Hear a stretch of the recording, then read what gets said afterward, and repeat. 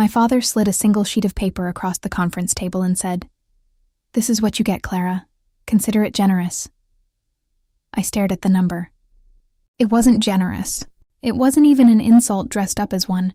It was a number designed to be forgotten the moment I left the room. Around the table, my brother Preston studied his coffee like it had personally wronged him.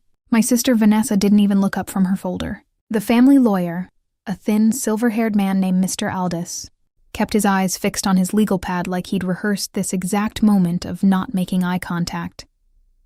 I opened my mouth to say something. I don't know what. Some small, dignified thing, and nothing came out. 29 years of being the daughter who didn't fit the mold had trained me well. I knew how to go quiet. I knew how to shrink. And then my husband's chair scraped back. Daniel stood up slowly, buttoned his jacket the way he does before he walks into a courtroom, and said, "Before anyone signs anything, I think you should all hear what I found in your mother's private files." My father's face changed color in a way I had never seen before. Not anger, something closer to fear. That was the moment everything my family had built on my silence started to come apart. But to understand how we got to that conference room, you need to go back almost 30 years, to a little girl who loved buildings more than she loved being loved. My name is Clara Whitfield, Clara Reyes now, though some habits of self-introduction take longer to rewrite than a legal name change. I grew up in a house that looked like a magazine spread and felt like a boardroom. My father, Richard Whitfield, built Whitfield Properties from a single duplex he flipped in his 20s into one of the most respected private real estate development firms on the eastern seaboard. He is, by any objective measure, a brilliant businessman. He is also a man who has never once, in my memory, separated love from usefulness. My mother, Eleanor, was different. She had trained as a painter before she married my father, and though she gave up her studio for a house full of blueprints and quarterly reports, she never quite stopped seeing the world in color. She was the one who noticed when I lined up my building blocks not into towers but into floor plans. She was the one who bought me my first drafting set when I was 11, wrapped in newspaper because she didn't want my father asking what it cost. My brother Preston is 4 years older than me, and from the time he could talk, he was being groomed. Little blazers at 8, a junior board seat, a joke, but not really a joke, at 16. By the time he graduated from business school, he already had an office at Whitfield Properties with his name on the door. My sister Vanessa is 2 years older than me, sharp as a blade, and went to law school specifically because my father said the company would eventually need someone who understood contracts better than the people trying to break them. She became that someone. She has been the company's de facto general counsel since she was 26, and then there was me. The daughter who wanted to build things that didn't have my father's name etched into the lobby directory. I still remember the exact afternoon it became clear which category I fell into.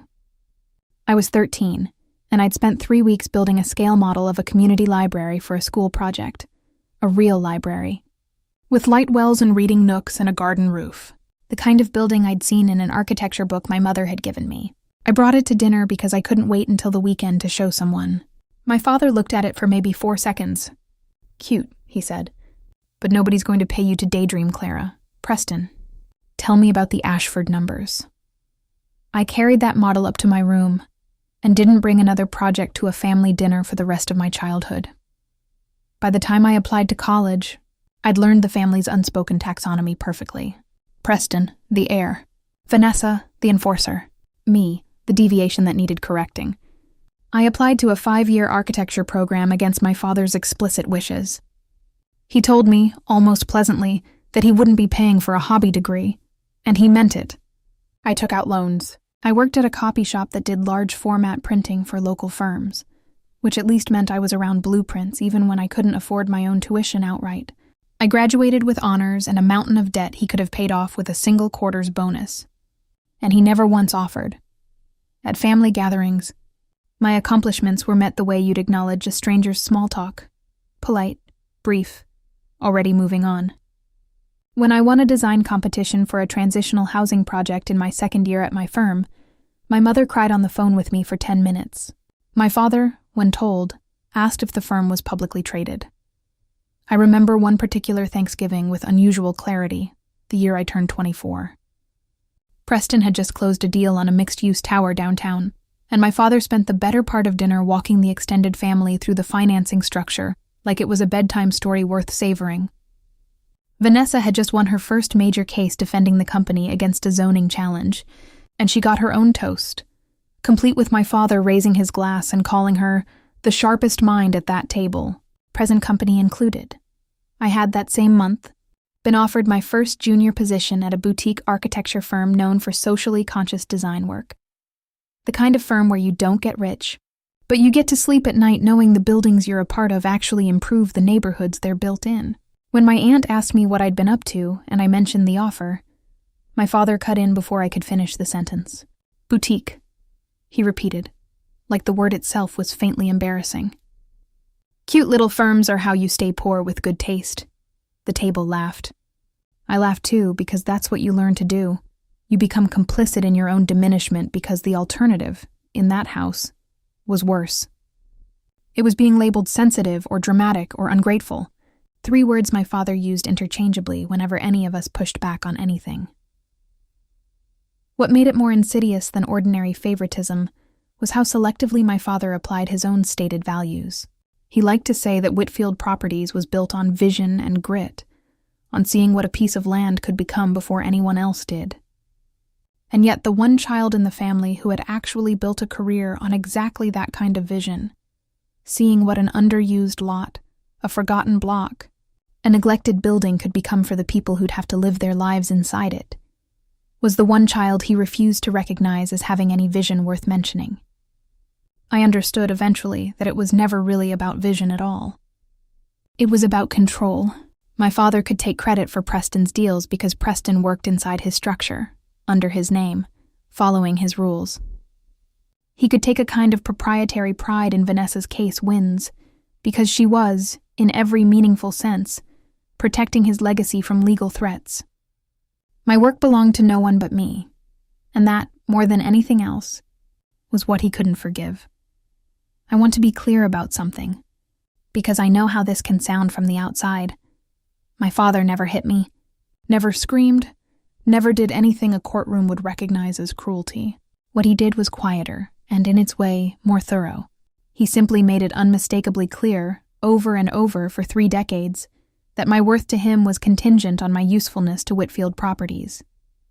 And when I chose a life outside that company, I became, in his eyes, a rounding error in the family's story. I met Daniel Reyes at a zoning board meeting, which is possibly the least romantic setting in the English language, and yet, I was there presenting renderings for the transitional housing project, the one that had made my mother cry and my father ask about stock tickers. And the project was getting torn apart by a city council member who clearly hadn't read the actual proposal.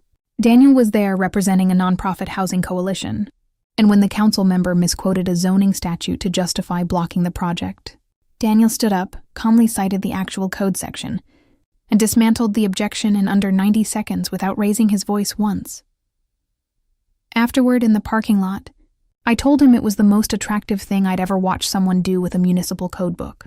He laughed the kind of laugh that makes you forget you've been standing in a cold parking garage for 20 minutes.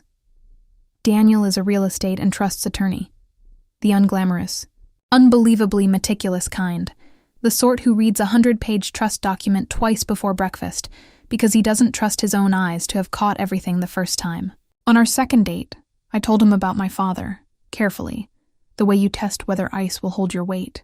I expected the usual response. He probably just wants what's best for you, or have you tried talking to him? The well-meaning things people say when they've never lived inside that particular kind of quiet. Instead, Daniel just said, "That's not tough love. That's just conditions." Nobody had ever put a name to it before. I think I fell in love with him somewhere in that sentence. He came to a family dinner 3 months in, wearing a gray suit he clearly thought was appropriately formal, and my father spent the entire meal asking him about billable hours like Daniel's profession was a hobby he needed to be talked out of. Afterward, in the car, Daniel didn't complain. He just reached over, squeezed my hand, and said, "You know, none of that was actually about me, right?" When we got married, my father gave a toast that mentioned Preston's recent promotion, Vanessa's recent case win, and in reference to me, the fact that I had found someone patient. That was the whole sentence. My mother, by contrast, pulled me aside before the ceremony and told me that watching me build a life on my own terms was the proudest she had ever been of any of her children, and asked me never to repeat that to my father, because he wouldn't understand it as a compliment to me. He'd hear it as a criticism of him. 18 months after the wedding, my mother was diagnosed with pancreatic cancer. She died 11 months later, quietly, in a hospice room with soft light and a view of a garden she'd chosen specifically because it reminded her of somewhere she'd once painted. My father delivered a eulogy about her unwavering support of the family business. I gave a shorter one, about a woman who used to sneak me art books wrapped in newspaper. I don't think my father noticed the difference between the two eulogies. I noticed it in the way only a daughter who spent her whole life being weighed against her siblings could notice. After she died, the distance between my father and me didn't soften. If anything, it hardened, because the one person who had ever quietly translated between us was gone. Daniel became, more than ever, the only person in that entire orbit who saw me as something other than an outstanding item on a family ledger. The email came 8 months after my mother's funeral. Subject line: Whitfield family. Estate planning meeting, Thursday, 10 a.m. Conference room A. Conference room A was not a metaphor. It was an actual room, on the 14th floor of the Whitfield Properties building. The same room where I'd once, at 9 years old, been told to sit quietly in the corner during a shareholder call because my father didn't have anyone else to watch me that afternoon. Getting an email inviting me to a meeting in that room, addressed with the same clinical formality he'd use for a vendor, told me almost everything I needed to know about how this would go. And yet, embarrassingly, some small, persistent part of me still hoped otherwise. I called Vanessa to ask what it was about. She was clipped, the way she gets when she's already decided a case isn't worth arguing. Dad's restructuring the trust now that Mom's gone, formalizing succession. You should come. It concerns you too. The way she said too made it sound like an afterthought, which, I would later learn, was not an accident. Daniel offered to come with me before I even asked. I'll clear my calendar, he said. You shouldn't walk into a room like that alone. I told him it might be nothing. Maybe Dad finally wanted to include me properly, now that Mom wasn't there to run interference. Daniel didn't argue with me, but I saw the look on his face, the one he gets when a client is about to make a decision based on hope instead of the actual contract language in front of them. In the 2 weeks before the meeting, I let myself imagine, against my better judgment, a dozen small fantasies. Maybe my father wanted to acknowledge my firm's recent recognition. We'd just been named in a national design publication for a mixed-use revitalization project, the kind of project that actually changes how people live in a neighborhood, not just how much a building sells for. Maybe with my mother gone, he'd finally see that there was more than one way to build a legacy. Maybe this meeting was an olive branch. I bought a new blazer for the meeting. I remember standing in the fitting room, adjusting the sleeves, thinking, if this is the day he finally sees me, I want to look like I belong at that table. I hate, in retrospect, how much of my life I have spent dressing for approval that was never conditional on my clothing. The morning of the meeting, Daniel made coffee and didn't say much, just kept his hand on the small of my back while I got ready, the way he does before something he suspects will hurt. In the car, he said, "Whatever happens in there, you don't owe them a performance of gratitude. Not even if it's small. Not even if it's polite." I told him I could handle it. I have said that sentence to him before every difficult family interaction for 6 years, and every single time, some part of me has been lying to both of us. We arrived at 9:52. Preston was already there, scrolling through something on his phone, dressed like he had a board meeting immediately after, which, knowing him, he probably did. Vanessa arrived at 9:57 with a leather folio under her arm, thick enough that I should have registered it as a warning and didn't. My father walked in at exactly 10, flanked by Mr. Aldous, the family's estate attorney, a man I'd met perhaps 4 times in my life, always at moments that turned out to matter more than I'd been told in advance. Nobody hugged anyone. My father sat at the head of the table. Preston sat to his right. Vanessa sat to his left. Daniel and I sat at the far end, closer to the door than to the head of the table, which felt, even before a single word was spoken, like a seating chart with a message embedded in it. I noticed small things in those first few minutes the way you notice weather changing before a storm actually breaks. My father had a folder in front of him with color-coded tabs, the kind of preparation he reserved for meetings he considered important. A level of care he had never once applied to anything involving me directly. There was a second folder, thinner, sitting exactly in the middle of the table, equidistant from everyone, and I remember thinking, with a small, foolish flicker of hope, that maybe it was for me. Preston's assistant had set out water glasses and a carafe of coffee, the kind of small hospitality gesture that in this family passed for warmth. Nobody poured me a cup. I noticed that too. The way you notice everything in rooms where you've learned that silence is often more informative than what's actually said out loud. Mr. Aldous cleared his throat and began describing, in the dry, procedural language of estate law, the restructuring of the Whitfield family trust following my mother's passing. He talked about controlling interest in Whitfield properties. He talked about successor trustee designations. He talked about the transfer of the operating company to the family members actively engaged in its ongoing management, a phrase he used twice, both times without looking at me. He talked about tax implications, about generation-skipping provisions, about a dozen other clauses that meant nothing to me in the moment, except as evidence that an enormous amount of careful, deliberate planning had gone into a document I was only now, for the first time, being allowed to see the outline of. I remember thinking, distantly, that my father had clearly spent months preparing this meeting with the same rigor he brought to a 9-figure acquisition, and that the fact he'd never once applied that same rigor to understanding who I actually was told me everything about where his priorities had always lived. And then my father took over, and the temperature in the room changed. I've spent 30 years building something that will outlast me, my father began, in the tone he uses for keynote addresses, not family conversations, and I've had to think carefully about how to make sure it stays in the right hands. He looked at Preston. Preston has run the day-to-day operations for 6 years. He'll take over as CEO and majority trustee, effective immediately. A small, practiced nod from Preston, like he was accepting an award he'd already been told he'd won. Vanessa has protected this company legally in ways most people will never understand. She'll hold a significant equity stake and remain general counsel for as long as she wants the role. Vanessa didn't smile, but something in her shoulders relaxed. Then he turned to me, and for just a moment, I let myself believe there might still be a version of this sentence where I belonged somewhere in it. Clara, he said, sliding the single sheet of paper across the table, chose a different path a long time ago. And I respect that choice enough not to pretend it entitles her to the same consideration as the 2 people who actually built this company alongside me. I looked at the number on the page.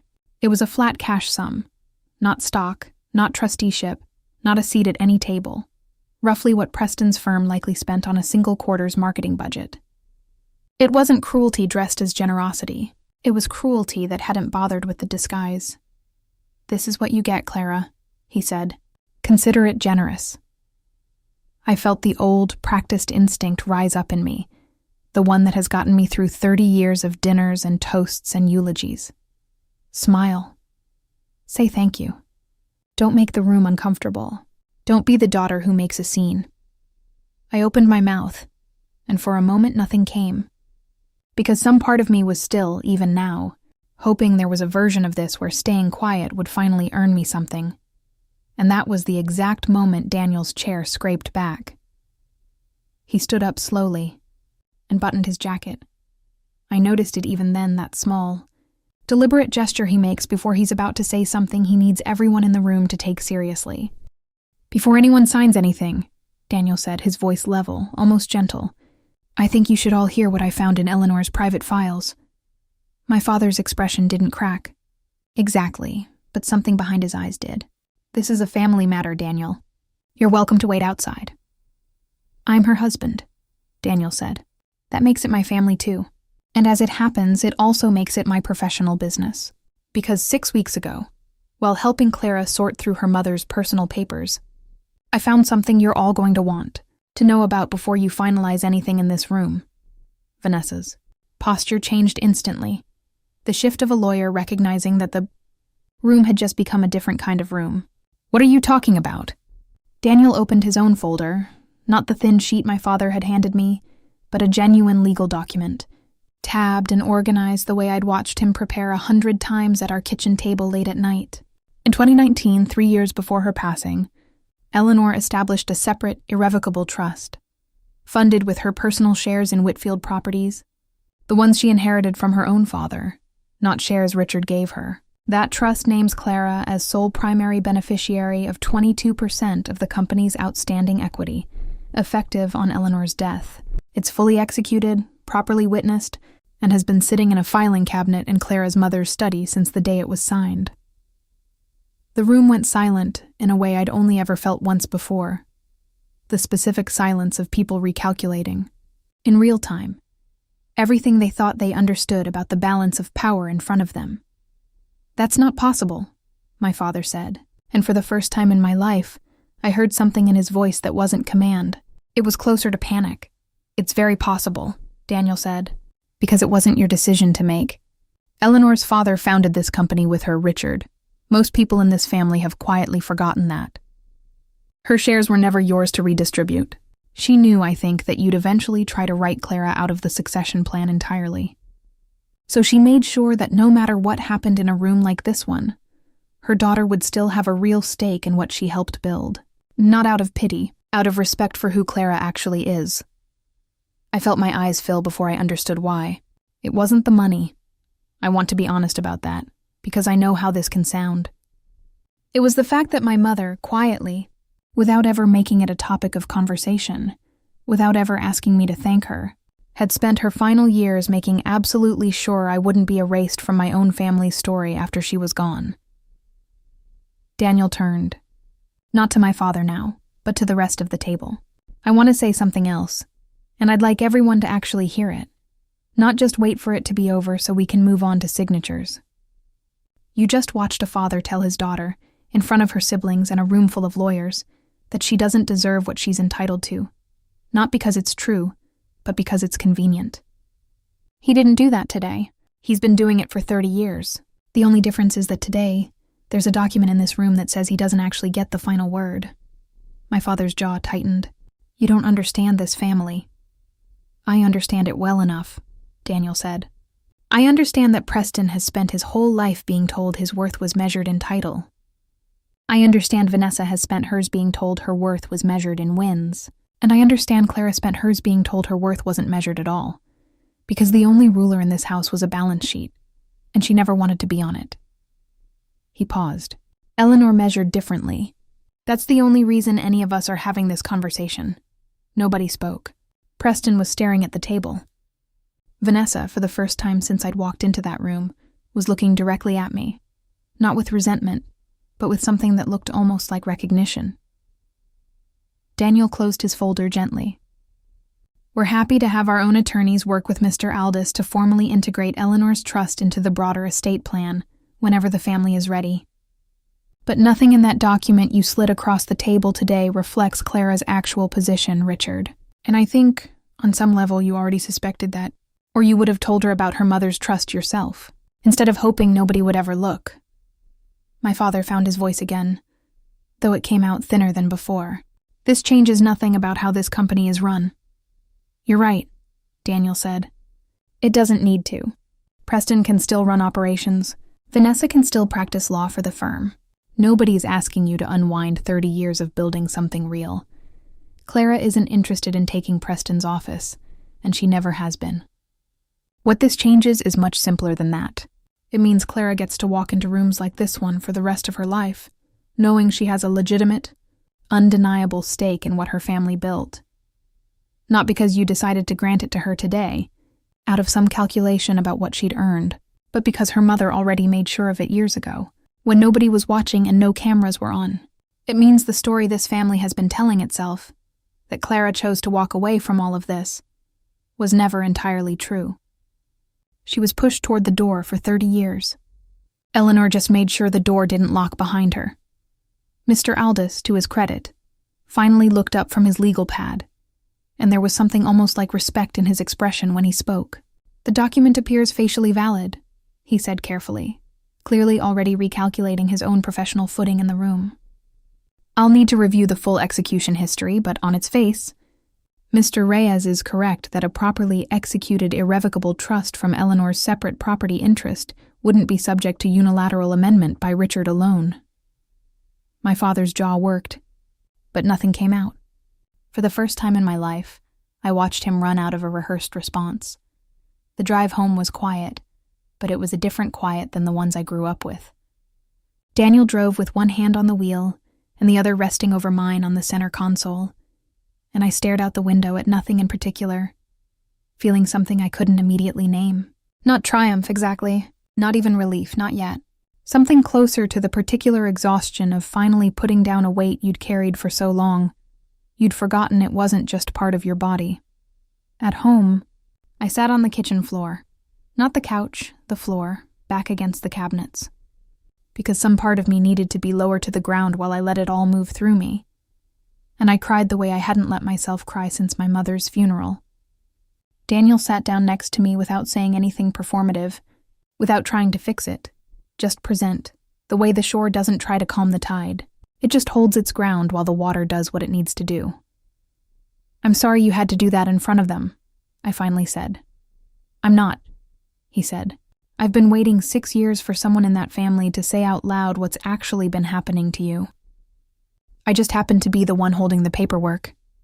That night, I didn't sleep much. I kept replaying the look on my father's face. Not anger, not even embarrassment, but something closer to a man realizing for the first time that his version of events was no longer the only version in the room. I thought about my mother, quietly filling out trust paperwork in her study while dying of a disease she never once complained about in front of us, making absolutely sure that even after she was gone, I wouldn't be erased. The next morning, there was a single text from Preston. "Wish you'd told me about Mom's trust yourself instead of ambushing us with lawyers."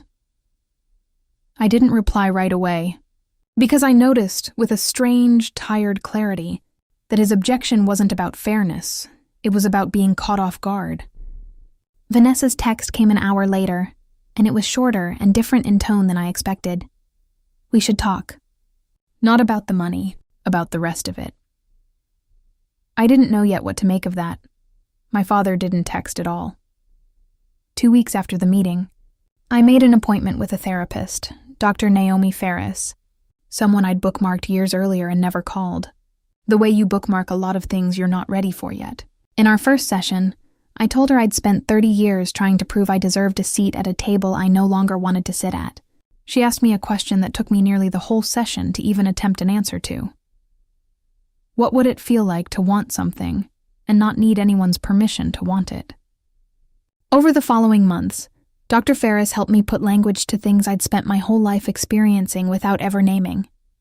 Conditional regard, scapegoating, the particular quiet erosion of being the family's designated disappointment. "You survived by becoming small," she said to me once.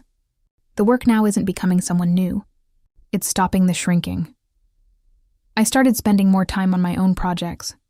Not the ones I could point to as proof of anything, just the ones that made me feel like myself.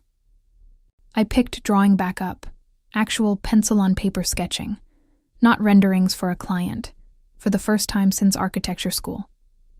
Daniel framed one of them, a rough sketch of a community garden pavilion I'd never pitched to anyone, and hung it in our hallway before I could talk myself out of thinking it was worth framing.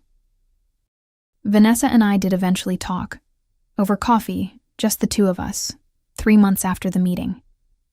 She told me something I hadn't fully understood before, that she'd spent her whole career terrified that the moment she stopped winning, she'd become as disposable to our father as he'd made me feel my entire life. "I used to think you had it easier," she admitted, "because you got to leave. I didn't realize leaving cost you something too. I just saw the door, not what it took to walk through it. It wasn't a full repair. But it was the first honest sentence either of us had said to the other in years, and it mattered more than I expected it to.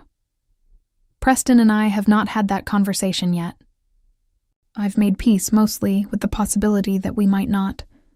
My father, for his part, has not apologized, not directly, not in any language I'd recognize as one. Mr. Aldis's office did eventually reach out to Daniel's firm to formally incorporate my mother's trust into the estate structure. A purely procedural matter, now that there was no longer any real question about whether it would happen. My father did not attend that meeting. I don't think that was an accident, and I've stopped needing it to mean something different than what it plainly means. A year after that meeting, I stood in the doorway of what used to be our home office, and is now, slowly, becoming a nursery, watching Daniel put together a crib with the kind of over-serious concentration he usually reserves for reviewing 100-page contracts. We're expecting our first child in the spring. When we found out, the first person I called wasn't my father. It was Vanessa, and then Dr. Ferris, and then, laughing at myself for it, the community garden pavilion sketch framed in our hallway, like it could somehow hear the news too. My firm broke ground last month on the transitional housing project I'd been developing for 3 years at the 1. My mother cried over on the phone, and my father once responded by asking about our stock structure. It won't ever appear in a Whitfield Properties earnings report. It will appear instead in the lives of 42 families who will have stable housing because of work I built without needing anyone's approval to call it worthwhile. I still think about that conference room. Sometimes, the number on that single sheet of paper, my father's voice telling me to consider it generous. The particular, practiced smallness I felt myself reaching for in the half-second before Daniel's chair scraped back. I don't think about it with rage anymore most days. I think about it the way you think about a door you used to think was the only way in or out of a house. Before you realized the house had other doors you simply hadn't been shown. A few weeks ago, a letter arrived from my father. No explanation, just his handwriting on the envelope. The same handwriting that used to sign report cards with more attention to Preston's grades than mine. I looked at it for a long moment, sitting on the kitchen counter, the way I once looked at a different envelope with his monogram on it, waiting to see if it would make my stomach clench the way it always used to. It didn't. I put it in a drawer, unopened, not out of anger, and not even out of some deliberate strategy of withholding. I simply no longer need whatever is inside it to tell me who I am. His silence doesn't define me anymore. His approval never actually did, no matter how long I spent chasing it. What defines me now is a company I never asked him for the keys to, a marriage built on the specific, patient work of actually being seen, and a mother's quiet, deliberate act of protection that outlasted her own life, to make sure her daughter would never again sit in a room being told she didn't deserve a place at the table. Some nights, I sit by the nursery, still half-built, and I think about the sentence I want to say to my own child someday, the one nobody ever thought to say to me. You don't have to earn this. It's already yours. I think finally I'm starting to believe it about myself too.